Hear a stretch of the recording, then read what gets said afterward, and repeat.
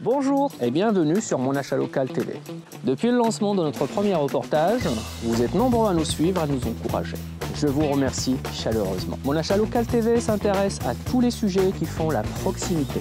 Nous voulons vous faire découvrir les initiatives remarquables de vos commerçants, artisans, mais aussi associations locales qui font vivre le territoire. Pour notre second reportage, nous souhaitons vous faire découvrir le secteur très florissant du seconde main et les recycleries locales. 91% de Français ont déclaré avoir déjà acheté un objet de seconde main et la tendance ne va pas s'inverser. Jusque-là, c'était un secteur réservé aux seules associations à but non lucratif telles que Emmaüs, la Croix-Rouge. Le secteur marchand a investi massivement ce secteur du seconde main. La fripe en est le parfait exemple. Elle va même dépasser la fast fashion. Les collectivités ont également investi ce secteur en s'organisant autour des ressourceries locales. L'objectif, c'est de faire de l'insertion par le travail, créer du lien social et le plus important, de réduire les déchets pour préserver notre planète. Peu importe le format que revêt le secteur du seconde main, marchand ou non marchand, il nous permet en tout cas de moins gaspiller nos ressources, préservant notre planète. Mais comment s'organise ce secteur? Quels sont les acteurs qui se cachent derrière? C'est ce que je vous propose de découvrir à travers notre série de reportages sur la seconde main et les recycleries locales. Merci. Qui dit printemps dit grand nettoyage. C'est l'occasion de faire le vide dans vos greniers et vos garages. Je suis sûr que vous avez accumulé tant de choses encore bonnes à utiliser. Au lieu de les jeter, confiez-les à vos enfants ou vendez-les sur Internet pour vous faire un peu de sous ou les amener à une ressourcerie locale telle que Seconde Nature à Binic. Allons la découvrir. Bonjour Florence. Bonjour. Je t'apporte un petit cadeau. Super. Je pense que merci. Je ne l'utilise plus, donc quelqu'un d'autre pourrait en profiter. Eh ben, super. Et je voulais te remercier de nous accueillir dans cet endroit, Seconde Nature à Binic. Donc j'aimerais bien que tu nous fasses le tour, mais avant, est-ce que tu peux nous expliquer un petit peu la jeunesse, comment ça a été créé, ce lieu-là, parce que c'est vraiment un projet de vie pour toi, c'est un rêve, je crois. Ouais. Donc effectivement, la recyclerie est née il y a, dans ma tête, en projet il y a une douzaine d'années avec une amie qui, elle, en avait assez de voir les bennes tout venant déborder à la déchetterie. Et puis moi, j'en avais un petit peu assez de voir que notre société ne laissait pas beaucoup de place aux personnes qui étaient fracassés par la vie, qui avaient subi des accidents de parcours. Et donc, on a eu l'idée de mettre en lien, en synergie, les éléments, les objets fracassés et les êtres humains fracassés pour qu'ensemble, ils retrouvent leur lettre de noblesse. Et donc, ça, c'était effectivement il y a 12 ans. Et puis, petit à petit, chemin faisant, effectivement, la recyclerie a commencé vraiment à prendre vie sur le papier d'abord. On a été fortement accompagné par le TAG sur Saint-Brieuc pour pouvoir monter ce projet. Et nous avons donc ouvert le 8 mai 2021.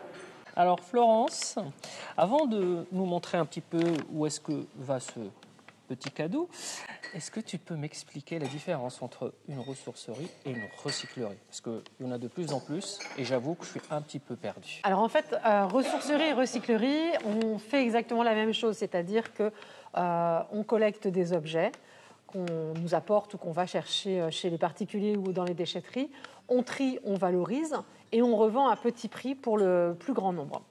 Et il y a aussi une quatrième mission qui est la mission de sensibilisation du public. La différence de nom, c'est que la ressourcerie, quand on est ressourcerie, on profite d'un label qui vient du Réseau national des ressourceries et qui, depuis très peu de temps, s'appelle maintenant le Réseau national des ressourceries et recycleries. Jusqu'à maintenant, quand on était recyclerie comme nous, par exemple, nous, on ne prend pas de gros électroménagers. Donc, on ne pouvait pas bénéficier du label du Réseau national des ressourceries parce qu'il faut vraiment, dans ces cas-là, tout prendre. Et sinon, effectivement, le Réseau national des ressourceries, comme son nom l'indique, étant un réseau, ça permet effectivement de profiter des connaissances des autres partenaires, d'avoir des formations dispensées par le réseau. Donc, il faut adhérer à ce réseau. Et nous n'y avons pas adhéré pour l'instant parce que nous sommes une structure débutante et que pour l'instant, on ne voit pas vraiment l'intérêt. Sur la Bretagne, on est pas mal développé en réseau aussi, sans que ça apporte un nom bien spécifique, mais on a une plateforme commune à toutes les recycleries de Bretagne. Donc c'est ici que cet objet, comment ça va se passer par la suite? C'est ici que cet objet va commencer en fait sa seconde vie. L'idée c'est que on prend l'objet dans le sac ou dans les cartons et on détermine dans quelle catégorie ça va. Donc là, je vais laisser faire Camille, qui est une de nos 2 jeunes en service civique, Bonjour, Camille. et Brice, qui est bénévole, Attention. qui va vous expliquer du coup ce qu'il en est. Bonjour, Brice. Donc du coup, on regarde bien. Donc là, on peut assez vite déterminer que c'est pour les épices. Donc on va mettre ça dans la cuisine. Et une fois qu'on a plusieurs cagettes ou une d'ailleurs de cuisine, on va pouvoir la prendre et la mener. Combien de tonnes depuis Donc on le début? est à 2 tonnes par mois de pesée de gisement, ce qu'on appelle le gisement entrant. Donc l'idée, c'est vraiment de peser le gisement entrant, le gisement sortant, ce qui va nous permettre de savoir quel tonnage on a réemployé et quel tonnage on a valorisé. Du 8 mai jusqu'à mi-novembre, on était à 11 tonnes.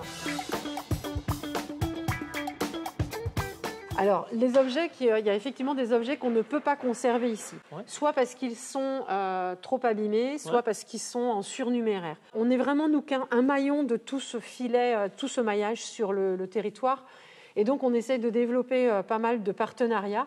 Par exemple, tout ce qui est puériculture qu'on a en trop, on va donner ça. Alors, c'est du don qu'on fait, bien sûr, d'association à association. Donc, tout ce qu'on a en puériculture, on va donner ça aux bébés du cœur. Tout ce qu'on a en textile en trop, textile, chaussures et linge de maison, on va donner ça soit à Artex, qui est vraiment le recycleur textile du coin, soit à l'Association des paralysés de France, puisque l'Association des paralysés de France fait aussi une grande vente trimestrielle, je crois. Tout ce qui est livre en trop, on va donner ça à une association sur l'Antique qui s'appelle Des Chemins et des Rêves. L'électroménager qui ne fonctionne pas, on donne ça à Emmaüs, puisque eux peuvent toucher la subvention des 3E. On a la vaisselle et les ustensiles de cuisine, les bibelots déco.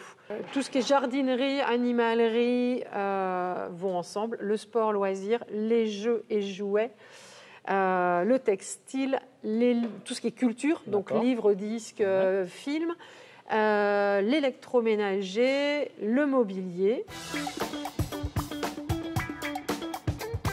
Là, on passe sur la valorisation. Donc là, vous allez avoir différents établis. Et puis ici, tout est lavé. Donc même les livres sont lavés.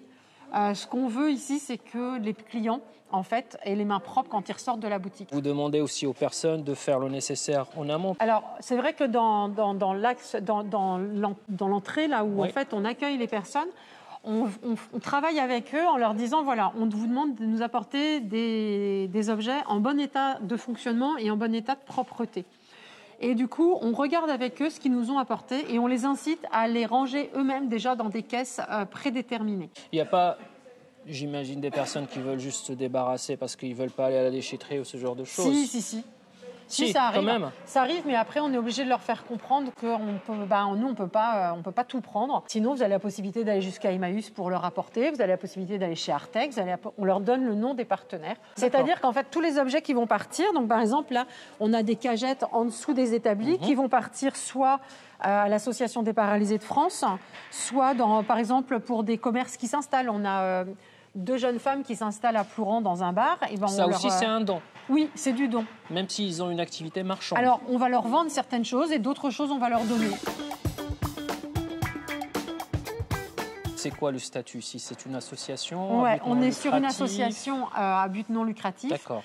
Et nous, on se prévaut de l'association d'emploi pérenne. Donc, l'idée, c'est de créer de l'emploi pérenne. On vient, en fait, après les structures d'insertion, proposer aux personnes éloignées du monde du travail des emplois définitifs. Qui paye le transport quand vous allez amener ces objets réformés? Alors, souvent, c'est les structures qui viennent les chercher. D'accord. Donc, on appelle les structures et puis, par exemple, si on appelle l'APF, ils vont nous dire, dans la semaine, on passe tel jour. Et donc, tout est stocké dans un endroit. Okay. Si c'est Emmaüs, en allant travailler, puisque moi, j'ai un deuxième job, donc quand je vais travailler sur Saint-Brieuc, je descends avec le camion chez Emmaüs. L'équipière à Rennes, en fait, Camille, quand elle retourne chez elle à Rennes, elle emmène le stock pour l'équipière à Rennes.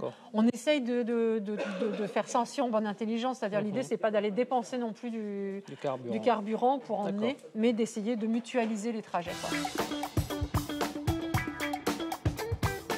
finance, on va dire, il y a bien sûr la vente de vos objets, mais il y a On a aussi... les adhésions. D'accord. Mais sinon, on a fait, vous voyez, par exemple, depuis qu'on a ouvert, on a fait une demande de subvention en investissement auprès de l'ADEME. Et là, on vient de lancer une demande de subvention pour la formation interne des bénévoles. Et là, c'est la région qui finance, mais sinon, c'est les seuls financements qu'on a. Et puis après, comme on a des salariés en situation de handicap, on a effectivement la subvention. Alors, j'imagine que c'est en poste ici. Est-ce que tu peux m'expliquer ce que tu fais ici? Tu étais en train de jouer en fait? Je teste les ateliers jouets. Ah d'accord.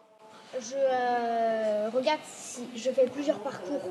Par exemple, pour celui-là, pour savoir s'il manque des pièces, si on peut créer les parcours, s'il y en a assez qu'on peut créer pour pouvoir le mettre en vente. Ah bah c'est super, c'est franchement bien. Hein. Et tu viens ici régulièrement avec ta maman, j'imagine? Oui, des fois. D'accord, super. Merci, Noam.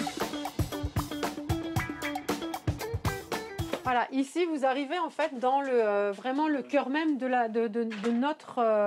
nos valeurs. C'est-à-dire que quand on a créé cette recyclerie, quand on a eu l'idée il y a 12 ans, avec mon amie Mimi, on avait 3 valeurs qui sont vraiment ressorties. C'était premièrement ne laisser ni rien ni personne sur le bord du chemin. D'où l'idée des objets et des personnes fracassées. La deuxième valeur, c'était que merci Lavoisier, rien ne se perd, rien ne se crée, tout se transforme. Donc nous, on a un petit peu transformé le proverbe, c'est rien ne se perd, tout se crée, tout se transforme. Et donc c'est ici que la transformation a lieu. Et la troisième valeur, c'est que tout être humain, quelles que soient ses difficultés, est toujours porteur de capacités. Et en fait, grâce aux objets qui sont fracassés, on va pouvoir faire ressortir les compétences des personnes.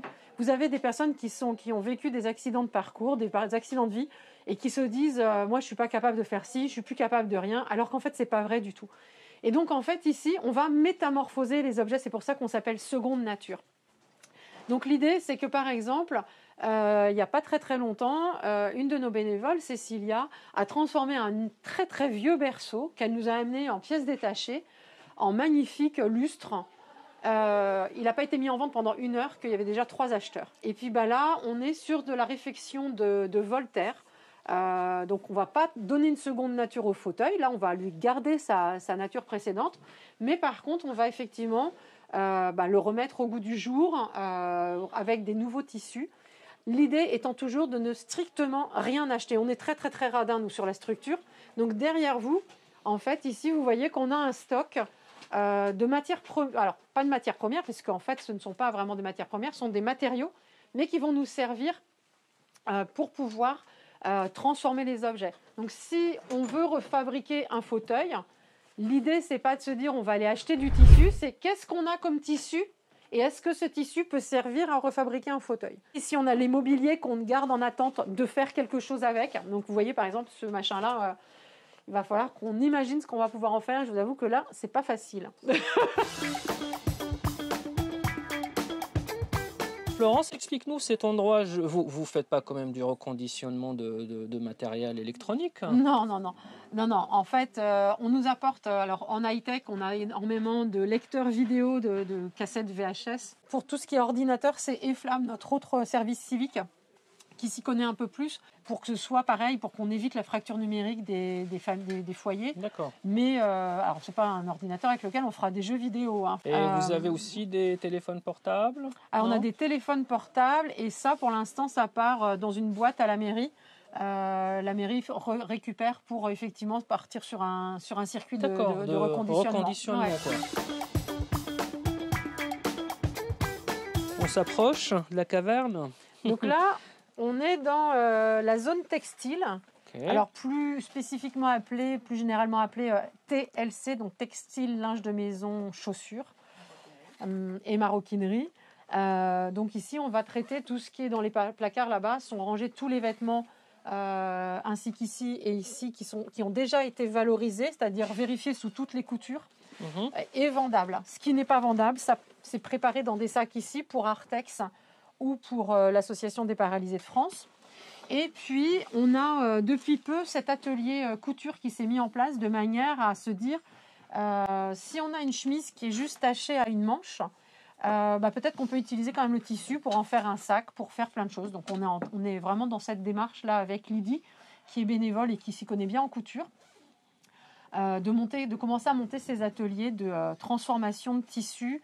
Alors une chemise d'homme, ça peut très vite être transformé en housse de coussin en fait, avec tous les boutons apparents, et c'est un moyen de recycler tout de suite et de réemployer en fait. Donc là, c'est le lieu culturel, on va dire. Il y a les BD, il y a les livres, les DVD, la musique.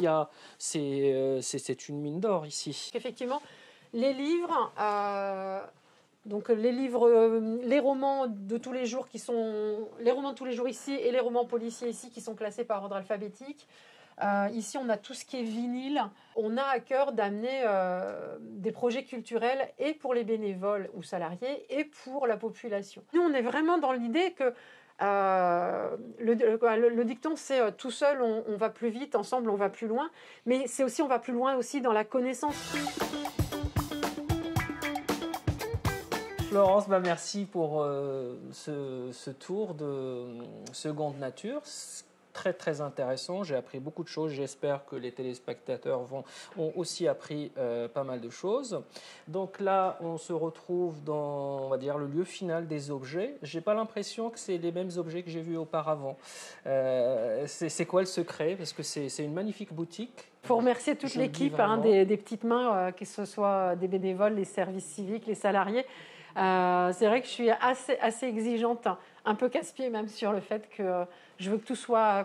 Ce qu'on a établi au début, c'était que les objets qui arrivaient en boutique devaient vraiment être impeccables, pas un brin de poussière dessus. Alors il y a des fois où il y en a quand même, mais c'est vrai ce qu'on désire, c'est que le client arrive dans une boutique ici qui soit quand même du bric-à-brac, mais qui ne ressorte pas avec les mains sales. Donc tout est nettoyé, le moindre bijou est nettoyé, les livres sont lavés à l'eau. Et je pense que c'est ça le secret, donc c'est beaucoup d'heures de travail.